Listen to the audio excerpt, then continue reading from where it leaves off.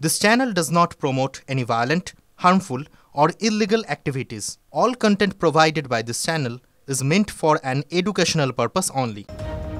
বিলম্ব বিরতির পর আরো একটা গুরুত্বপূর্ণ খবরে নজর রাখতেই হবে, কারণ সুপ্রিম কোর্টের তোপের মুখে এবারের রাজ্য। কারণ কি? 26,000 চাকরি বাতিল মামলা। এই মামলায় সুপ্রিম কোর্টে তোপের মুখে পড়ল এবার রাজ্য। অযোগ্যদের বাতিল না করে তাদের বহাল রাখলেন কেন?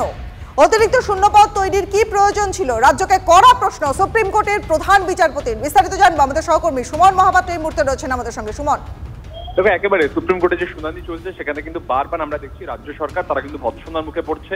অবৈধদের চাকরি বাতিল না করে বরং তাদের জন্য অতিরিক্ত শূন্যপদ কেন তৈরি করলো ক্যাবিনেট, এই নিয়ে কিন্তু প্রশ্নের মুখে পড়ছে রাজ্য সরকার। শুধু তাই নয়, স্কুল সার্ভিস কমিশনকে সরাসরি প্রধান বিচারপতি প্রশ্ন করছেন যে আপনাদের তরফ থেকে কিন্তু ম্যানিপুলেশন হয়েছে, আপনাদের কর্মীরা কিন্তু বিপদে পড়তে পারেন।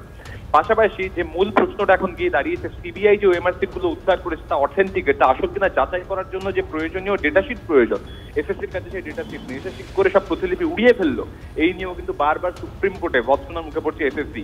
সবটা মিলিয়ে এখন কিন্তু মধ্যশিক্ষা পর্ষদ সওয়াল করছে, এসএসসি তাদের বক্তব্য পেশ করেছে। স্বাভাবিকভাবেই কোন দিকে এই মামলা এগোয় সেদিকে আমাদের নজর রাখতে হবে। TV9 বাংলা লাগাতার আপডেট করে যাচ্ছে। তবে এই মুহূর্তে পৃথকীকরণ সম্ভব, এটাই কিন্তু মধ্যশিক্ষা পর্ষদ দাবি করছে। সেক্ষেত্রে পৃথকীকরণ হলে অযোগ্যদের বাদ দেওয়া হবে, আর যদি পৃথকীকরণ সম্ভব না হয় তাহলে কিন্তু পুরো প্যানেল বাতিল হবে।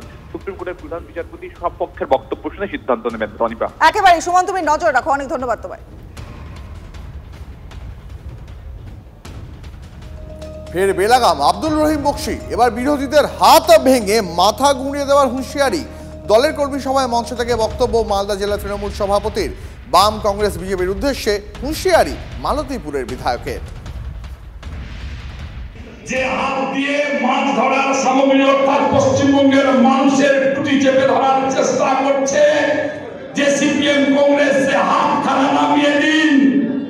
আর যে মাথার মধ্য দিয়ে পশ্চিমবঙ্গের অশান্ত করার বুদ্ধি বের হচ্ছে, সেই মাথাটাকে ভেঙে চুরমার করে পিষে দিন। কোনো ভুল মন্তব্য করেনি, মঞ্চ থেকে নেমেও নিজের বক্তব্যে অনড় তৃণমূল বিধায়ক। ভোলা জলে মাছ ধরার চেষ্টা করছে, আর এই মাছ ধরার সামগ্রী সাপ্লাই করছে সিপিএম এবং কংগ্রেস, আর মাথাটা যেখানে বিজেপি। সেখানে আমি আমার বক্তব্যটা বলেছি, আমি কারো বিরুদ্ধে বলিনি, কাউকে হুঁশিয়ারি দেওনি, আর হুঁশিয়ারি দেওয়ার লোকও আমরা না।